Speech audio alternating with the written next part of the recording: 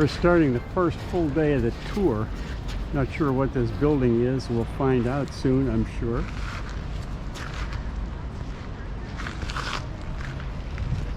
But there's a memorial down there. There goes Russ and the rest of our group.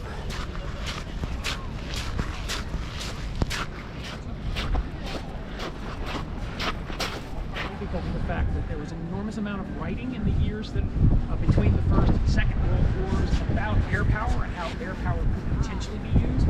Almost everyone believed in the writings of an Italian air power advocate named Giulio Douhet. And Douhet wrote a book called For the Mastery of the Air that was published in 1922. This is our tour guide. And in that book he looked off into the distant future and imagined waves, phalanxes of bombers that would fly in over major European cities and reduce them to rubble and shatter the will of the people in those cities to continue fighting. And he imagined a world that ultimately comes true. And basically every military professional in the years between the world wars, they read Giulio Douhet. There was an American air power advocate named Billy Mitchell that I'm sure you know a lot about, who believed similar things. And the interesting thing is that everyone read of Giulio Douhet, and they learned a lot from demonstrations of air power that were conducted by Billy Mitchell. And it sort of sent shockwaves through everyone about, like, we might be potentially in for a disastrous My name is Emily. I'm a volunteer team leader here. I'm going to give you a brief introduction and explain how the audio guides work before I let you start your tour. So in a minute I'm going to show a film. The main one will be shown on this wall over there. I will set the scene for you a little bit. I'm going to give you some wayfinding information so you don't get lost down here. And like I mentioned right at the end, I'm going to give you each an audio guide, and you'll listen to them as you go around. They will talk about what you're looking at on your tour. Okay? And then This is the Cabinet War Room.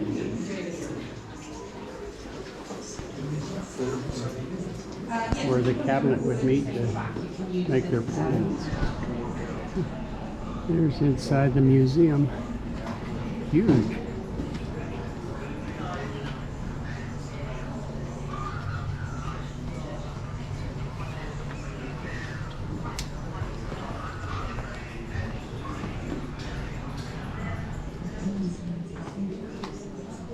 Here we're in the Churchill Museum. Here's hotline to the president.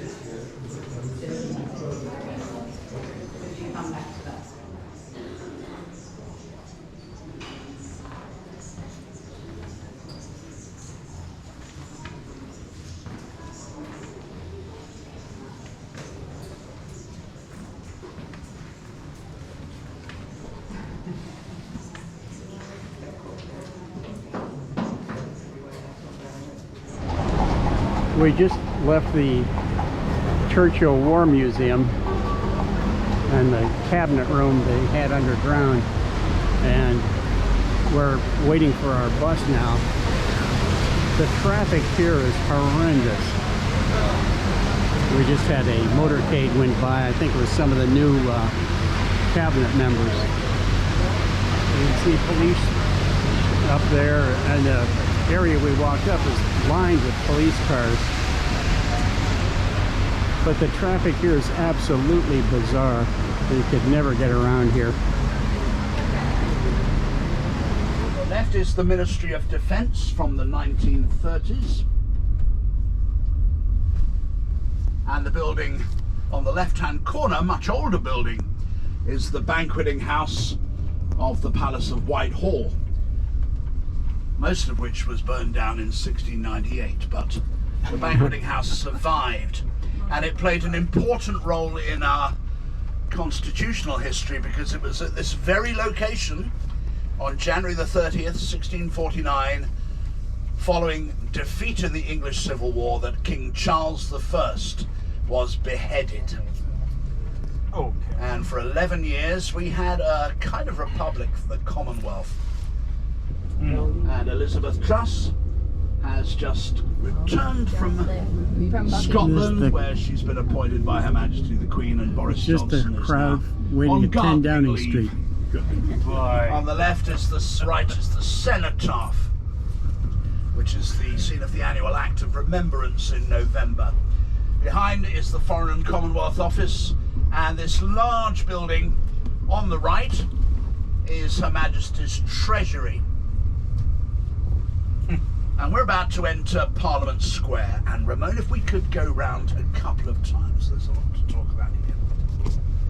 So we will have a new Chancellor of the Exchequer.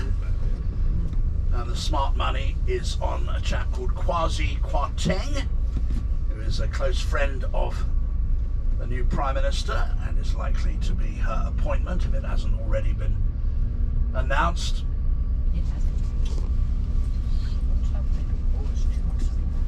Of course, one of Johnson's greatest heroes was a man of real substance, Winston Churchill. And you'll find his statue just on the right-hand side when we come through these traffic lights. I think it was the American broadcaster Edwin R. Murrow who first used the expression of Churchill that he mobilized the English language and sent it into battle. In 2019 I had the unique honour of playing Winston Churchill on film, not once but twice. Interesting. So here's Churchill overlooking the scene of his great oratorical triumphs in the House of Commons beneath Britain's favourite landmark, the Clock Tower, popularly called Big Ben, although strictly speaking Big Ben is only the name of the 13.5-ton hour bell inside. On your left, with the steeply pitched roof, is Westminster Hall. And it was here in January 1965 that Sir Winston Churchill's body lay in state while tens of thousands of mourners filed slowly past to pay their respects. Churchill had designed every detail of his funeral in what was called Operation Hope Not. So the Supreme Court on the left, created by Act of Parliament in 2000. Yeah, it's Westminster. And 9. As I said, it's Westminster. Yeah. I suspect. And Parliament has been meeting on this site since the 20th of January 1265. And this time we'll head past Westminster Abbey and on to Cathedral, built in 1903.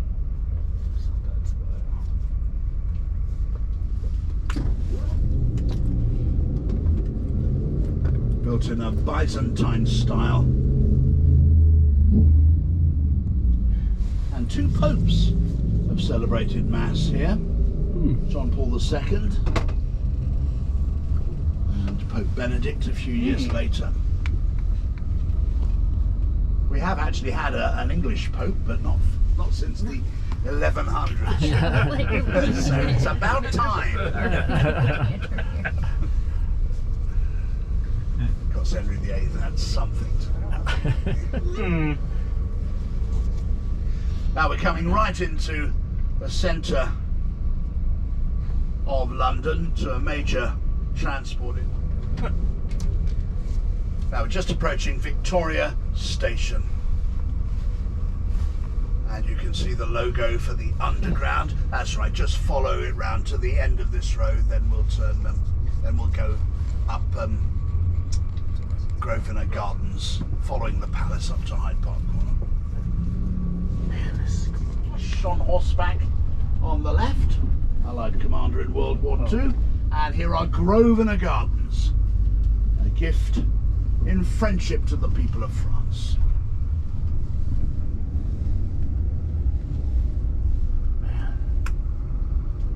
And the name Grosvenor in this part of London denotes the ownership of the land by the Grosvenor family, whose head is the Duke of Westminster. It's the Queen's London residence, and just over this stout brick wall, 37 acres of gardens belonging to Her Majesty.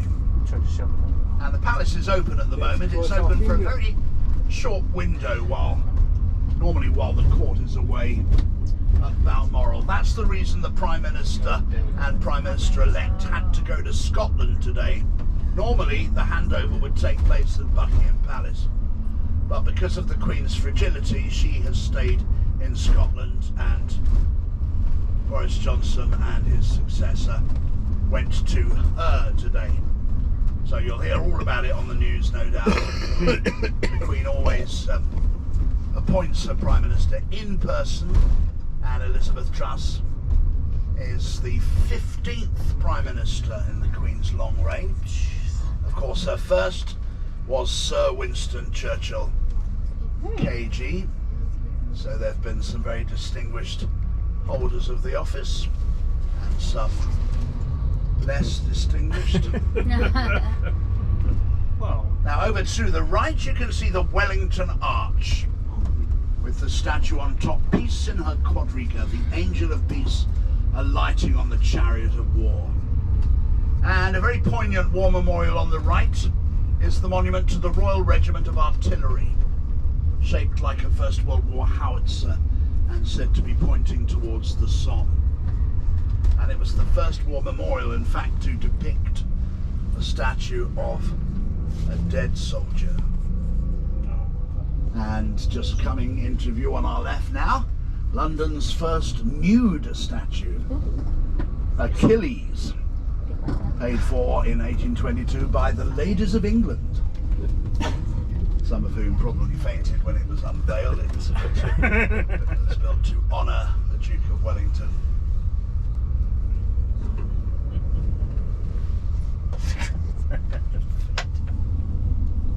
On the left-hand corner of Park Lane, that open space just on the left, is Speaker's Corner. And so it's the custom on a Sunday afternoon usually for anybody with something to say, anyone who can attract an audience essentially, to get up on their soapbox and address a crowd. Just as long as they don't insult the monarch or incite a riot. right. And they've had the right to free speech there since 1872. So Interesting. keep going right round, please, from it. Thank you. Now we're about to pass a spot which is infamous in British history. The site of public executions. Oh, Now this was for the riffraff, so this is you and I, folks. Because the nobility were executed by beheading at the Tower of London. yes. Felons were hanged at Tyburn. Tyburn Tree was a notorious gallows which stood at the junction of two Roman roads, and its exact site is on our left. You'll see 3 trees on a traffic island planted in a triangle, and there's a circular plaque on the pavement. Can you see it on your left now? Yes. And that map marks the site of Tyburn, which stood here from 1571 to 1783. Now, as we've stopped at these lights, folks, just look down to your right and you can see a faded sign by the iron staircase, S for shelter. So that's where a public bomb shelter stood during the London Blitz. 57 consecutive nights of bombing, beginning on the 7th of September 1940. And the last raids were 10th to 11th May 1941. And it's estimated that 30,000 buildings were destroyed and probably about half that number killed during the London Blitz alone. Now, if you've been to Grosvenor Square before, you'll know that it used to be the location of the American Embassy, but the American Embassy has moved. So it's gone south of the river now and is at Battersea. Planning for Overlord moved to Portsmouth. Was here on the left. You can see a plaque at number 20. Can you see that on the left? Oh, yes. So that was General Eisenhower's headquarters when Supreme Allied Commander. And look to the right now and you can see a statue of Franklin Delano Roosevelt standing. Well, yeah, I mean, Just coming into view now. Everyone see that? It was unveiled by Eleanor Roosevelt in 1948. In fact, there are a few connections here in Grosvenor Square. In the left-hand corner, number 9, That was the residence of John Adams, the first ambassador after independence, later the US president. Number 9 on the left-hand corner. Oh, there he is. We have the Italian embassy on the left. So straight through. Yards down Bruton Street. On the right-hand side, there's a plaque on the wall marking the site of number 17 Bruton Street. And that's where Princess Elizabeth was born, the daughter of the Duke of York at the time, on the 21st of April 1926. It wasn't until the abdication of her uncle, Edward, who married, of course, the American divorcee, Wallis Simpson, and that's when Elizabeth became the heir to the throne, when her father suddenly found himself King George VI. Celebrated hotel. In fact, another famous person spent her last days here. Margaret Thatcher, first woman to serve as Prime Minister, in poor health for many years. She finally passed away at the Ritz. She was a guest of the owners, the Berkeley brothers. Now, as we continue along Piccadilly, look to your right and to the bottom of the next street, St. James's Street, and you just get a glimpse at the bottom of St. James's Street of the official royal palace, St. James's Palace. So whereas Buckingham Palace is the London residence of the Queen, the official headquarters of the monarchy is in fact the older St. James's Palace.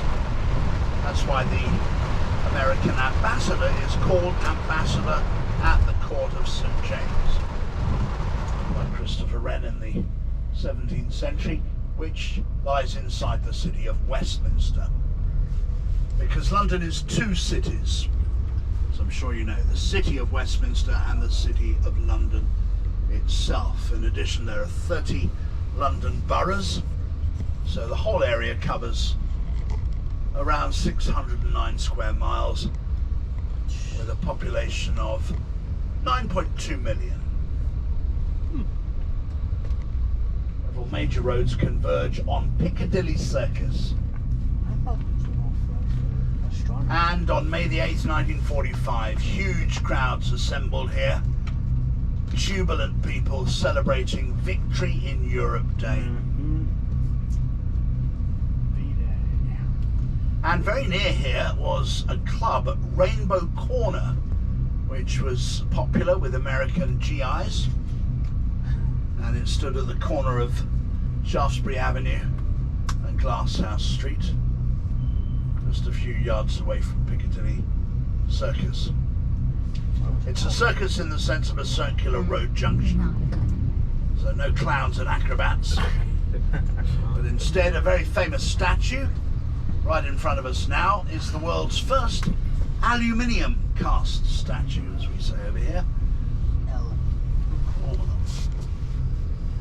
Wait, And say it its the American proper name way? is the Angel of Christian Charity. I wanted to Everybody hear him calls say it Eros, after the pagan god of love. So there is Eros on our right now.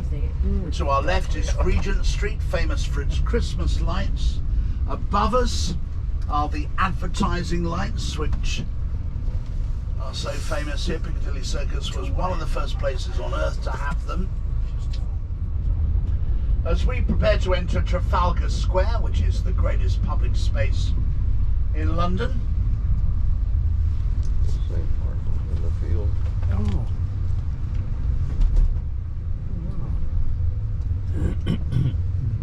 And on the north side of Trafalgar Square is one of the world's great art galleries, the National Gallery. One of the great things about living in London, or indeed visiting, if you're fond of culture, then we have free museums and art galleries. So you can see masterpieces, including Leonardo da Vinci's Virgin of the Rocks, Constable's The Hay Wain, and Van Gogh's Sunflowers, to name just a few. Absolutely free at the National Gallery. But on our left is a monument to one of our great national heroes. This is Nelson's Column. Admiral Lord Nelson That was bad with, was the naval commander. it was bad with the French. Yes, sorry, it wasn't a high point in Anglo-French relations. The Battle of Trafalgar. I think it was with Napoleon. Yeah, that's right, Oh. yes. On the 21st October 1805, the French and Spanish fleet was destroyed by Nelson. But at a price, Lord Nelson was shot during the battle I think he loses. and mortally wounded. And he now lies in St. Paul's Cathedral. Now, during the war, it's an interesting story. The National Gallery was initially closed, and then the government rethought it because it might be beneficial to civilian morale if people had access to some of their cultural riches. So most of the collection we're keeping left here, yeah, going round and then down Fleet Street, down past the church, yeah. The Great Lions on our left by Sir Edwin Landseer. Thanks. So left and then right of the church. It was decided by the government to bring back one masterpiece a month from the Welsh slate mine where the whole collection had been concealed. So that's what happened, and Londoners were kind of insanely pleased to see one picture a month. But, you know, it made them feel there was something worth fighting for. Meanwhile, a concert pianist, Dame Myra Hess, would perform concert recitals on the piano at the National Gallery during the war, just to keep people in touch with their artistic heritage. Right, yeah, thank you. Now, the church on your left is St. Martin in the Fields, home to the world-famous classical ensemble, the Academy of St. Martin's. Designed in the 1700s. The Savoy Theatre attached to the hotel was the first building in London entirely lit by electricity. And it was used to showcase the works of Gilbert and Sullivan, the comic operettas, the Mikado, the Pirates of Penzance, Gondoliers, Iolanthe and so on. But now Pretty Woman on the stage at the Savoy. The entrance to the Savoy, in fact, this little street on the right, is the only street in London, as you can see from the road markings, where it's legal to drive on the right-hand side. Right. Correct. I mean, in both senses. As you know, we drive on the left in this country. That's traditionally said to be because you needed your right arm or sword arm free to defend yourselves from oncoming.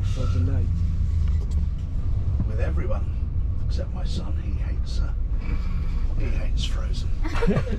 He's 16. He's not the target audience really. Princesses, not really his thing. Goes on and on about how much he hates Frozen. Honestly, I have to say to him, Jack, let it go. Why would you see some things? Now on the right is what used to be the BBC's World Service. Now a statue, can you see, of two men who appear to be fighting over an ice cream. To the left in Houghton Street, the London School of Economics, where the Rolling Stone Mick Jagger was a student. Only for a year though, he left, because he couldn't get any satisfaction. Now we're going to be turning left here following the bus.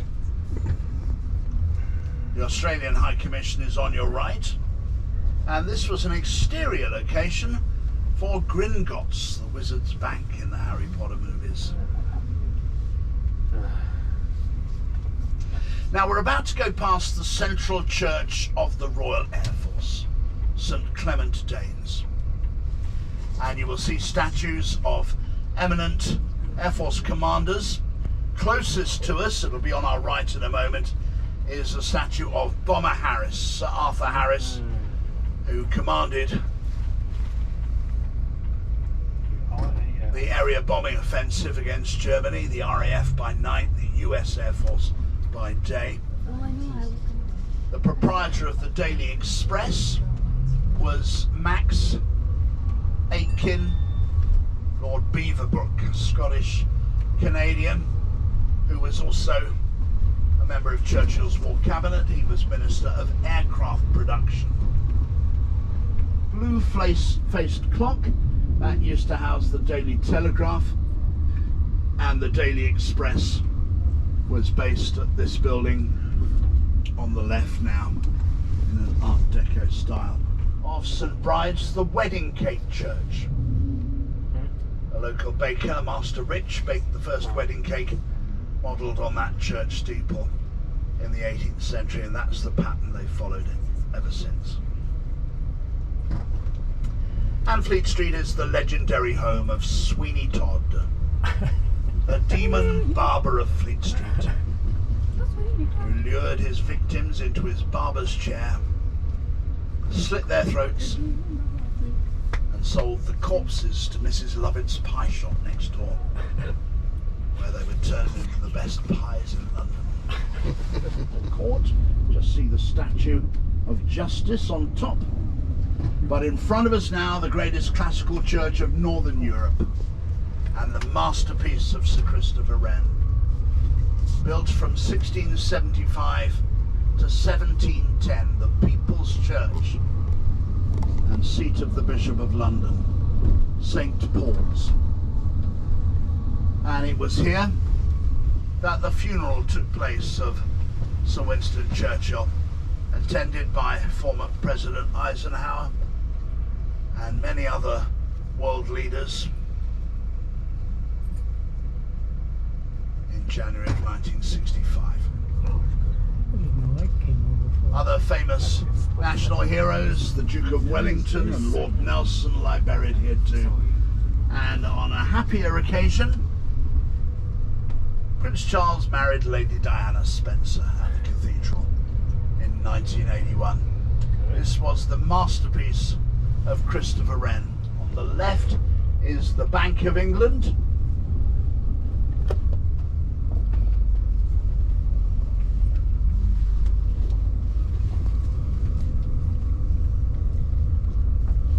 And here in the middle is the Royal Exchange, founded as a meeting place for merchants by Thomas Gresham in 1564.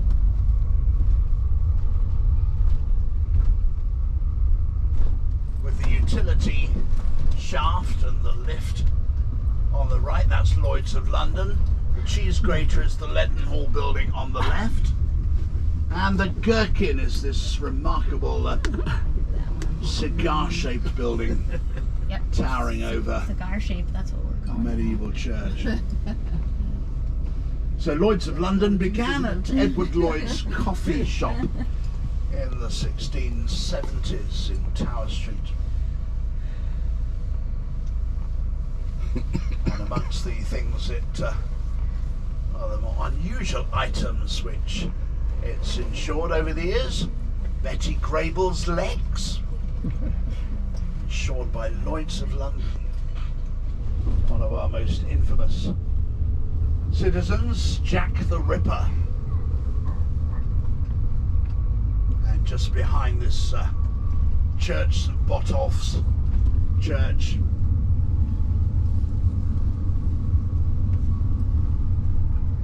lies Mitre Square, where one of his victims was found. The true identity of Jack the Ripper was never unmasked. We've got to find a way of turning right at some point where we can, but obviously not here. It's all home of the Crown Jewels, the Beefeaters and the Ravens. The Ravens are the best. Built by the last foreigner successfully to invade this country, William, Duke of Normandy, in 1066. Added to throughout the medieval period by King Henry III, who built the inner curtain walls with the towers and then his son Edward I, who built the outer curtain walls in the 1280s. But right in the centre of the fortress, with its 4 turrets, is the mighty White Tower, built in 1078, a statement of regime change. Tower Bridge, with its roadways which can be lifted to the vertical to permit tall ships to pass through. Built in 1894, a masterpiece of Victorian engineering skills, designed by Horace Jones. An exceptional weapon that's worth stopping and looking at, and it's stop number 1 of the 5-point tour. You've got a massive weapon. You've got the world's first ballistic missile, basically. It was carrying a conventional payload. Of course, the warhead of the weapon was 2,200 pounds of amatol, which is a conventional explosive, and it sort of yearned for a more powerful warhead.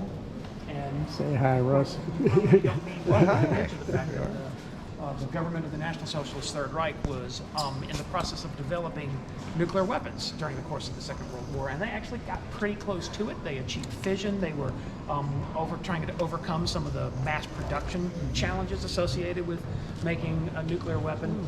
And if they had just gotten about a year and a half further down the line before the war ran out, they had the perfect delivery system. Got here in the form of the B-2. Yeah, we just got in. We're kind of walking around. We're going to take a short tour. 5.5 feet wide. It's 27,000. We're now leaving the Imperial War Museum. We're going to be going to the Belfast soon. There's Russ. 2 huge naval guns, 15-inch naval guns. You can see the shells up here. They're huge.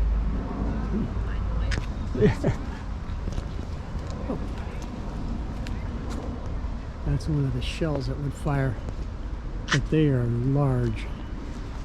We go next to H.M.S. Belfast, which provided part of the naval bombardment on D-Day itself.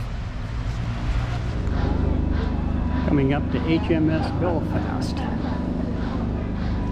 The last part of the tour for the day. Well, H.M.S. Belfast is a great example of something I've been planning.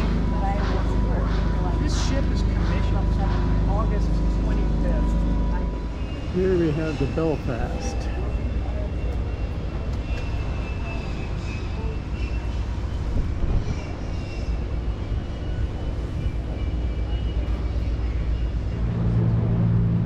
There you have part of this London skyline from H.M.S. Belfast.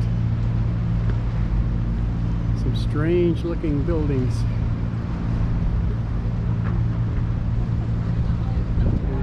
Tower Bridge.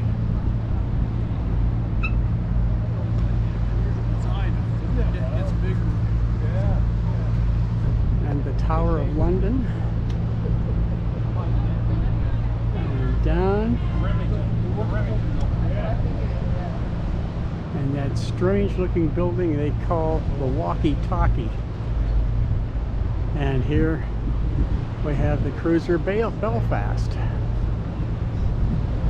And we have Russ taking a picture of the Belfast. Here we are deep in the Belfast. You want to go up, Russ, or I guess there's still stuff. Yeah, going forward.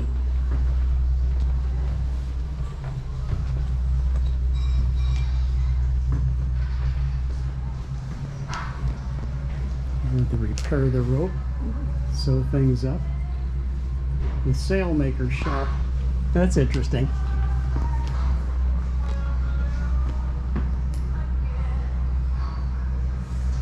New walkers. Here we are outside the forward gun turret, or rear gun turret, I should say. And there's another one.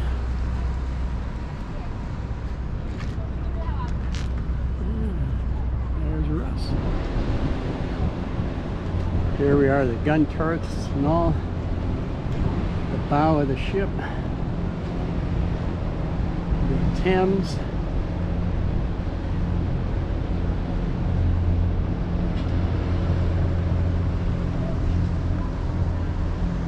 again, the White Tower. And on this side, the more modern office buildings.